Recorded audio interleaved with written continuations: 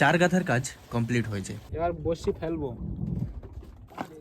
দীর্ঘ অপেক্ষার পর বড়শি ফেলা শুরু হলো। জয় দেখো তো এটা কি? ও রসগোল্লা সাইজ তো। আহ, কি সুন্দর ডিপটা। সুন্দর। হ্যাঁ। নাও ছাড়াও তো, একটু চরগদা ছাড়াও তোমরা। বড় ভাঙ নাকি?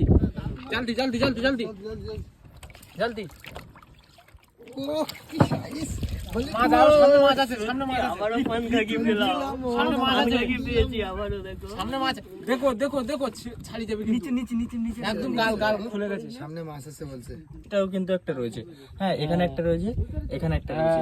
একেবারে দেশি তেলাপিয়া মাছের গঠনের মতো অনেকটা, কিন্তু এটা অনেকটাই বড় মাছ। হ্যাঁ।